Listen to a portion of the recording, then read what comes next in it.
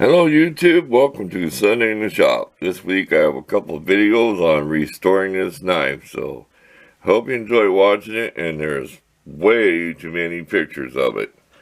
I really did a lot of work to fix that edge.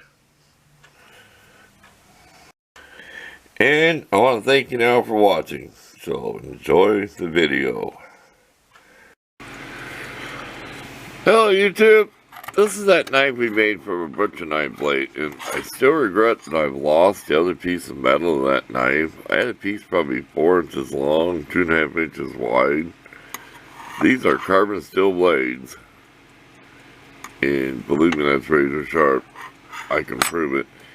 Anyway, I've been using this kind of clean up the edge. I'm glad I found this because the newer ones, if you look, they look like they're little circles on them.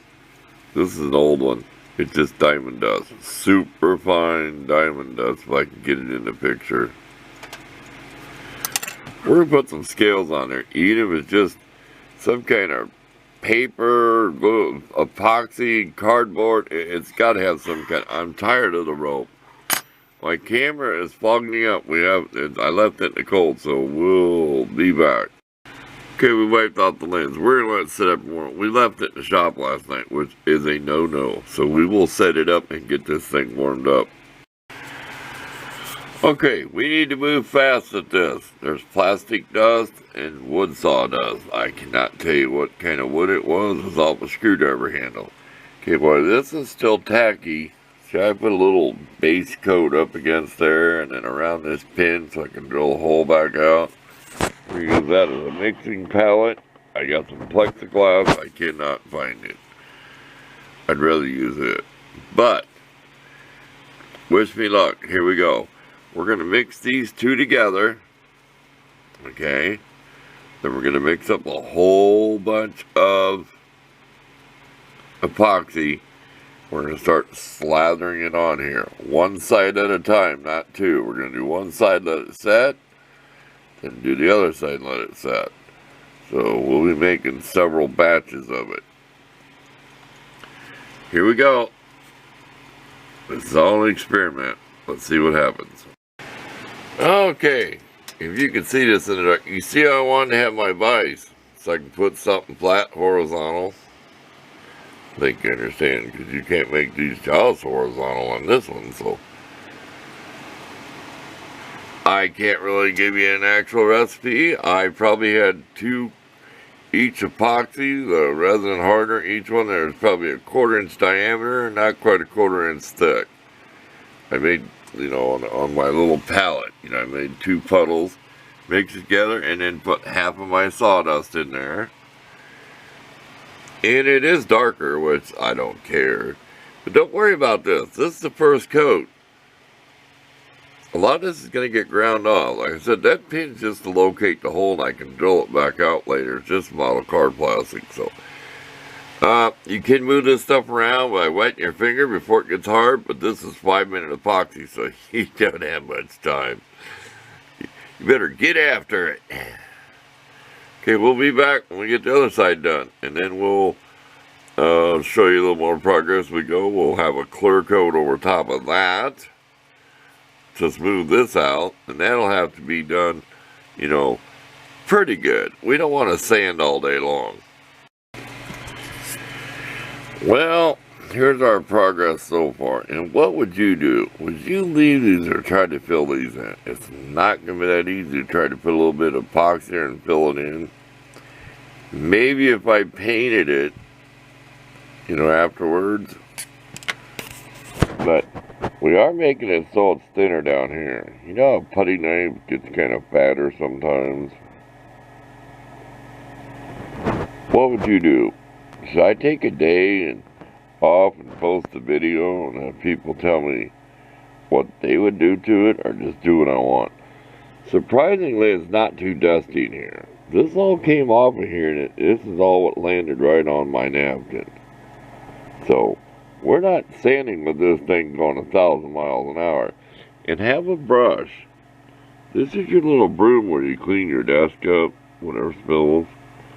You can tell it's well worn, but that's the way you want it. When you got a brush for sweeping and dusting, that's what you want it. See where it looks almost like a feather duster?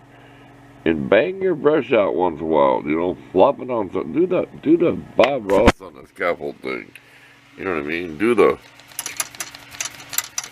Against something. Get the junk out of it. There you go. Enough of that. Yes, I still watch him. He has his own channel. I watch it on the internet.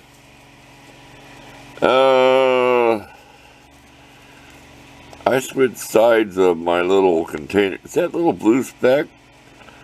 That's a piece of the label of that cocoa lid. So it's there forever. I don't care. But what would you do?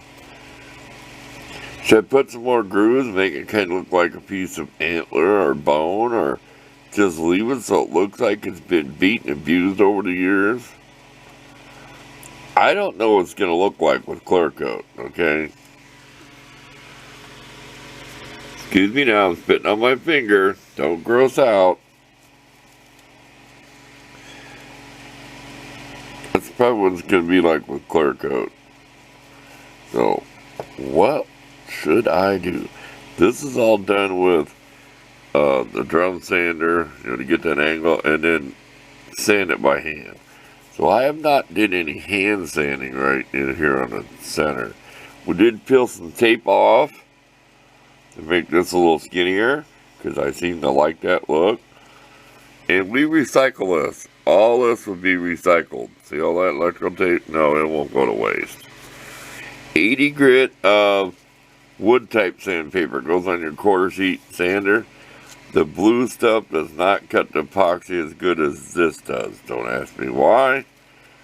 It's just the way it is. Because if you grab this big stuff, if I could find a piece of it, it tends to gum up. Whoa, don't do that. It tends, see how it don't have no sharp edges that you can visibly see? This has sharp edges. It's gonna rip the epoxy off quicker. Because this stuff is harder than wood, but it's just like a plastic. It will rip down the model car plastic like that pin. It did a good idea, so I know where the hole is.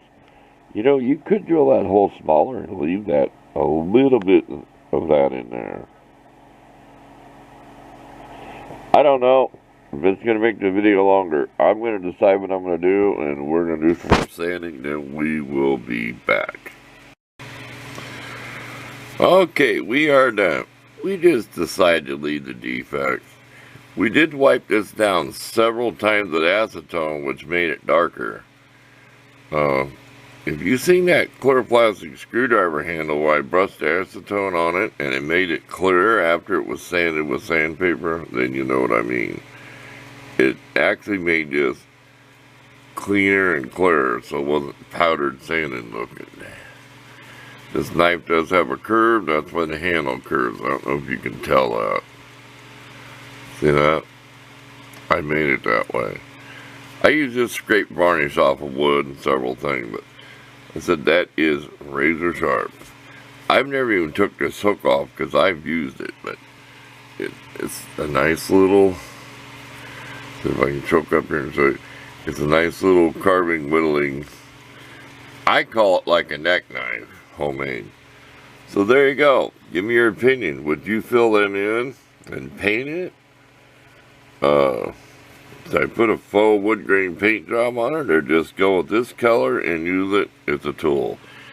I'll show you that some other day once I drill that pin back out. So, thanks for watching, and look for the pictures. It shows what sandpaper I use and a few different techniques. So, thank you for watching. Hello YouTube. Sorry about my voice. Maybe I need to cough up some more stuff. It is snowing out. It is a Thursday. We're supposed to have snow here in the Midwest, and maybe Saturday again. It's just enough to cover the ground and make everything wet, cold, and clammy at 34 degrees. Anyway, there's your weather report. We thought we'd feature this. This is not one of my best wood grainings. Remember, this had epoxy. It was plastic dust, which I can't really tell you where it came from. I'll figure it out someday. It was from graining, epoxy, and something else. And then wood sawdust off a screwdriver handle. I kind of like this side better. Now that's kind of oranges. I used probably 3 shades of brown plus black. And the black was a little wide, so you can kind of see, if you look into the black, it might have some brown on top of it. I don't want to get out of point of it. You see what I mean? If you see like black, you might see some brown on it. And routered this out, dremeled it out. And then there's probably 2 coats clear on it. Well, this time I wanted to feature where we can yak about it more. We do want a pointer, okay? Now I'm going to try to find a picture of this. This thing had been sharpened on a big old grindstone, so there was grooves in here. I see my battery symbol flashing. I sanded this with different grits of sandpaper by going down here, because this dips down, okay? So this curve you see here, it almost curves in, not quite that much. I ground all this out with different grits of sandpaper, 60, 80, everything. I mean, I was in the house, I've been housebound for 2 days because of my back. So, I've done a lot of work polishing this blade and sharpening it. It is much improved. It is super razor sharp. That is pointy. I like it pointy for a reason. I'm not going to hit it with my finger. See, not really. Super pointy out here. And you can see this is a pretty thin blade. So you can tell. See how thin that thing gets? Let me roll it around here. Let's get that money shot. See that? And they say if you can see the edge of a knife, it's not sharp. But I'll tell you what, it'll shave hair off your arm. But it's a lot better. I tried making an edge. Let's get around to what's better to see. This is worth talking about if you want to get into knives, okay? We just can't get it where it reflects right. Anyway, I tried making an edge like this far in, okay? That just did not work. It did not work because it ended up being too blunt. And I always preach that. The whiter this is when you file it, the thinner this is going to be. Well, this is a pretty thin knife blade. You can tell when I showed you how thin it is out there. It's a butcher knife. This is the front of the butcher knife. This is all factory curve, that broken knife. And I still admit I cannot find the rest of it. I'd made stuff out of one piece. That just keeps snagging. Let's lower it back down real carefully. This was the problem. Making this look good. This width of it. Can you kind of see that? Yeah, see it? That whole width. Just trying to make that look even. Because up here, boy, I took a lot off the knife. Because when you sharpen knives, even with them sharpening stones with that machine, you've got to do a lot of work out there. Because you want, and you can tell how thin it is. Let me back off. See how thin that's beveled in? Oh, it's just, I don't know how to tell you. It's got to be the best, sharpest knife I have for working for woodcraft and stuff. And that's what this is made for. Scraping varnish off hammer handles is a big plus, better than a razor blade. But as far as cutting stuff, oh man. And woodworking, and it's small. See how it fits down on my hand? Somebody with smaller hands would probably enjoy it even. See how it just fits right down in your hand when you want to do little stuff? Okay, let's take a break from that. This is our intro, and you probably might get a bunch of video clips and stuff this week, because I really don't have a project for Sunday in the shop. Let's see what we can come up with, though. Then we can always add some extra stuff like we do. First, we're changing our battery. We'll be right back. And we are back. This is worth filming. These are them back scratchers, the same thing as an old school antenna on a radio. Well, these are beveled over. See how that's crimped over? Let's back off. So we're grinding it out with a Dremel stone like this. And then you'll see I'll be able to push it out. Let's see what I'm doing. There, use a block of wood. Don't damage your piece.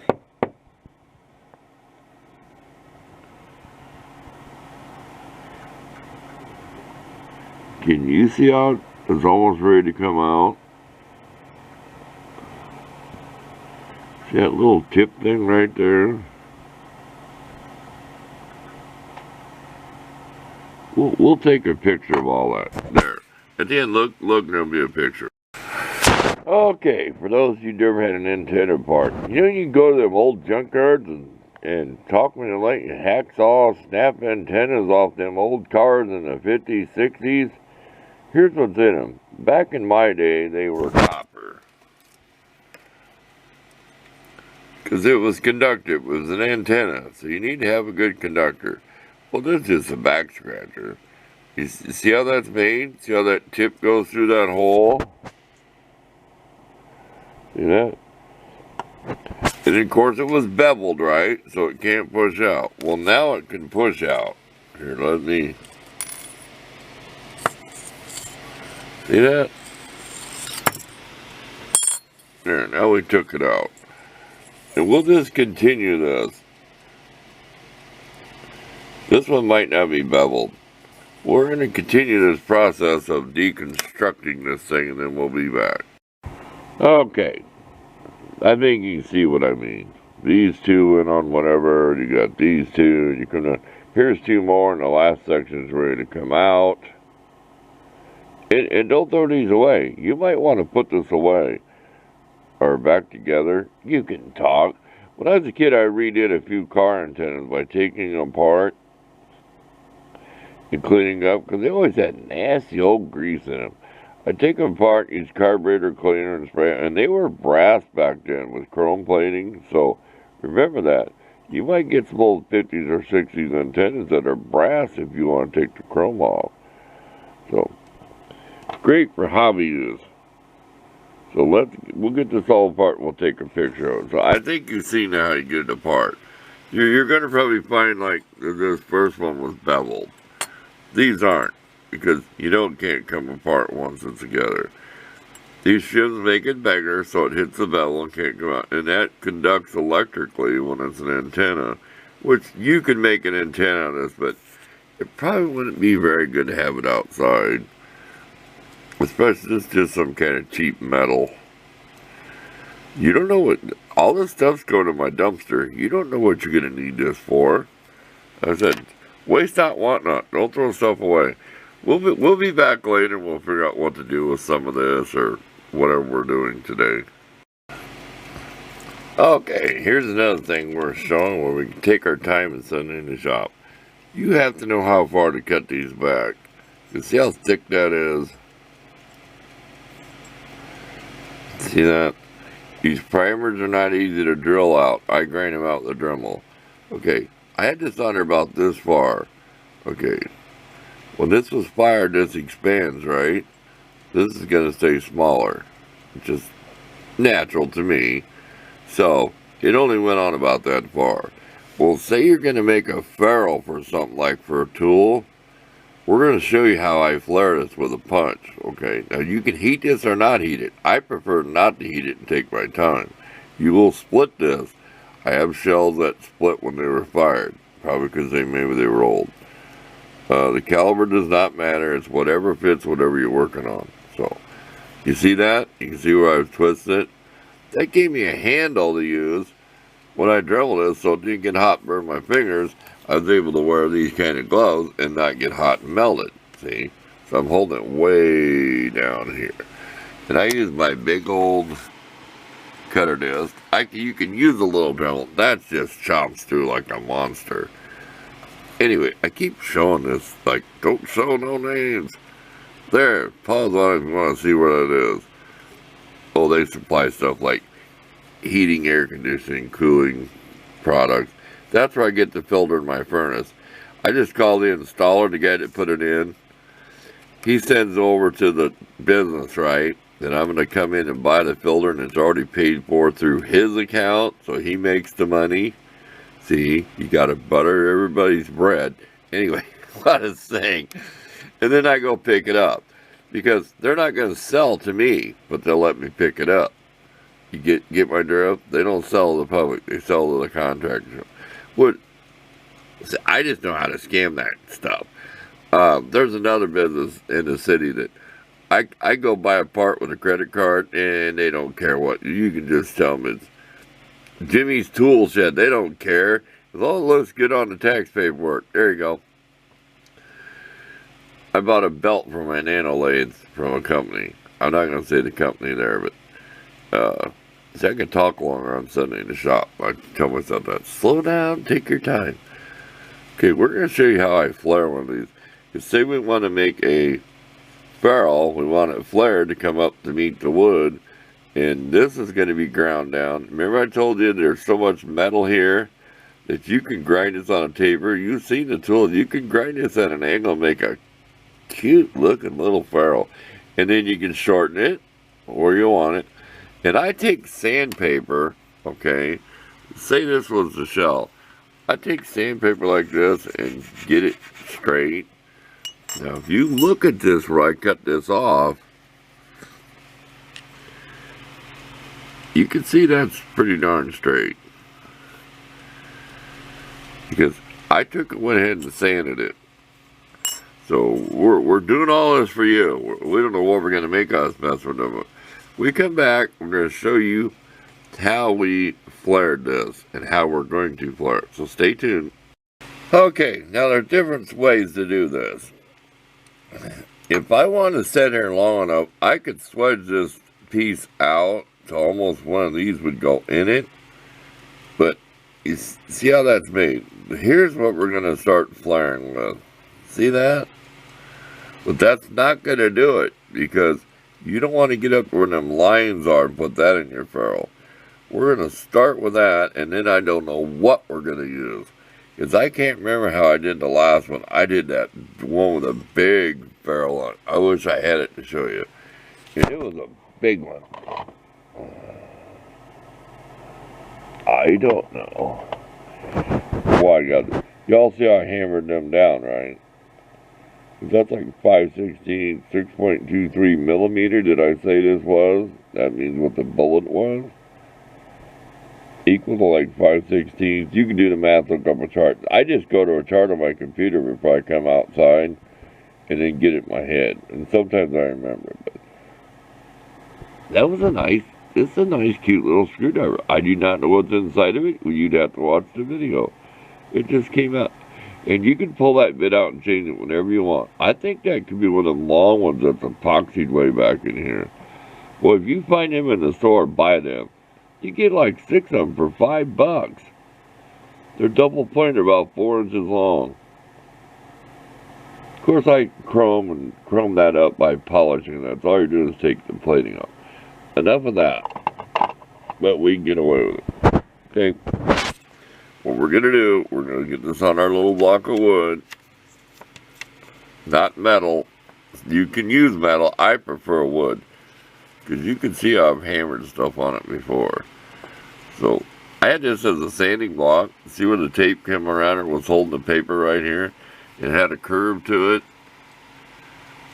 And I used that to sand this.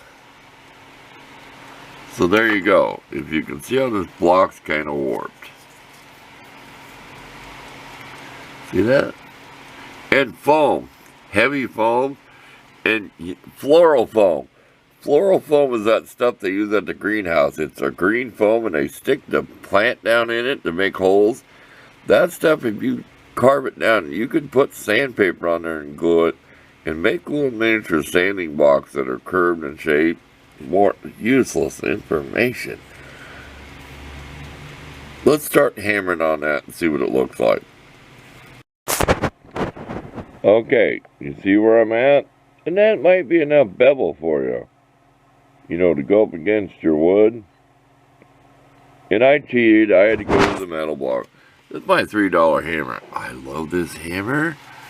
It has a I cannot tell you what it weighs. It is not lightweight. It's got to be like 1.5 pounds.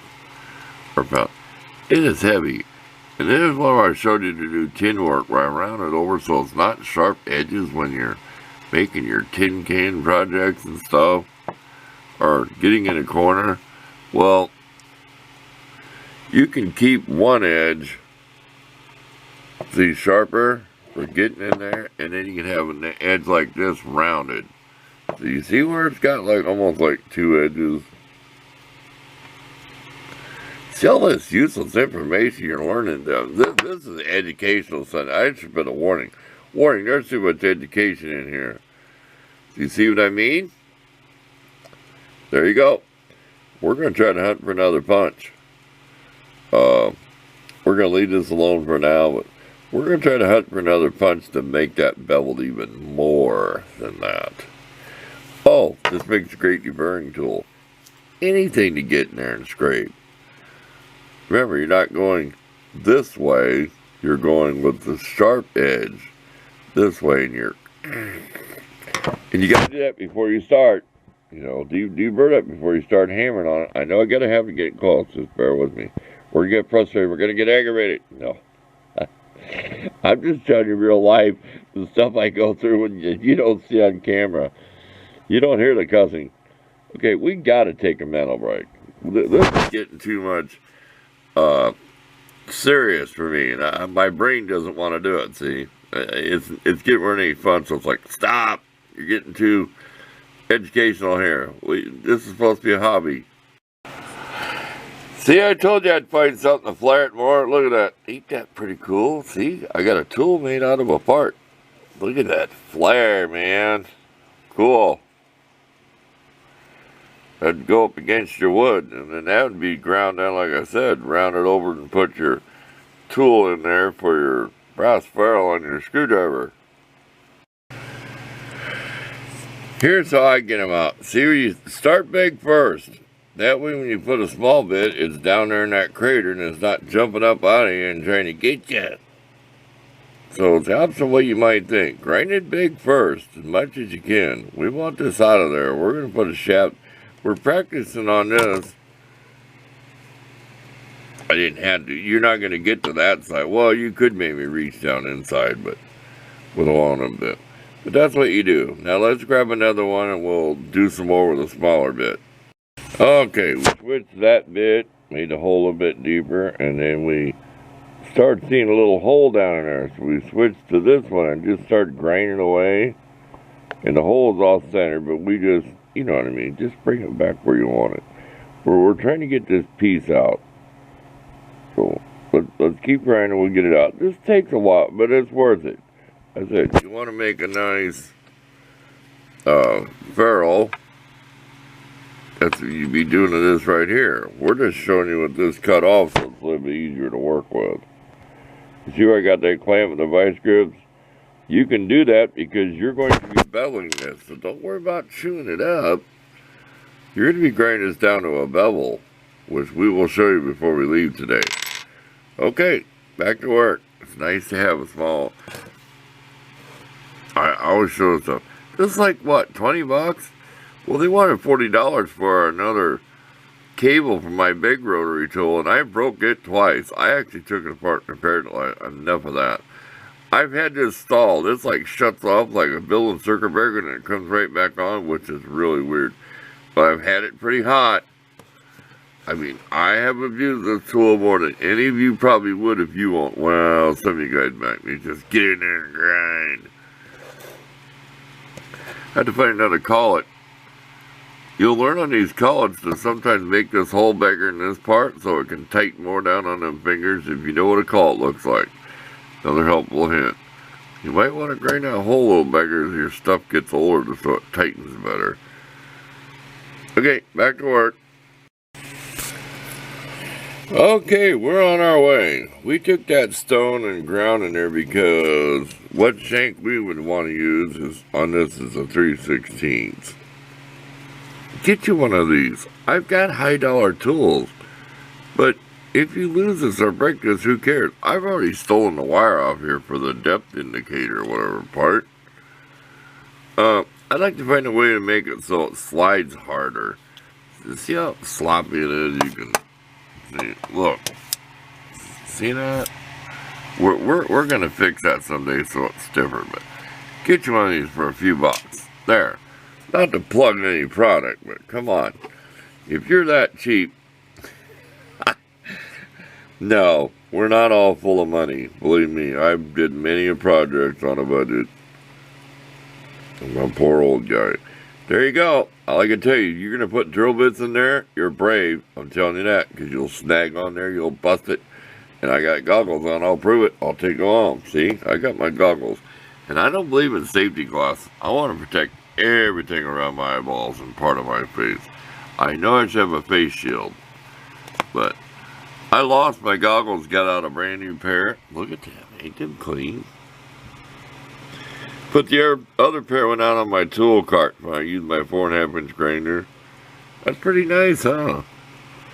I said they're cheap. We're just plugging all of Harbor Freight's junk, huh? No, they got good stuff and bad stuff. Beware anything that plugs in the wall. You're on your own. Do your reviews. Do your homework. You'll end up with that clunky old belt disc sander like I call old Clunky. Remember it? The one that was broke out of the box? The 6-inch disc and the 4-inch one. You've seen it. I know if you watch my channel.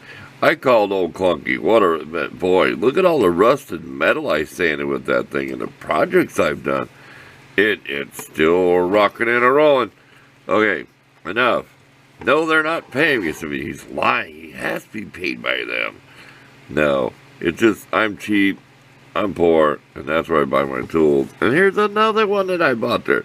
These are worth it. $4 or $5 when you got a coupon on it. Don't pass these up. My opinion is these are made just as good as the vice grips that Irwin made. There, I'll put them down. These are nice vice grips. They look just like the original when you first look at them. He can't stop. He's gone Harbor Freight mad. Glad I don't monetize this video, huh? Hey, I fixed these so they're stiffer. So they don't flop around. Look for the picture at the end. It's just a piece of paper clip I got bent. You'll see it. It's bent like this. Kind of like a U shape. It's crammed in this slot right here. And the two pointed parts go up this way. So the U goes down, it's rubbing on this. Kind of self-explanatory. You'll see the picture. That worked with a paper clip. See what you can do if you just put your mind to it. Now they'll stay adjusted. See that? They don't move. It's got some resistance. In fact, it's kind of hard to pull with my finger. Voila! Is that how they say it in French?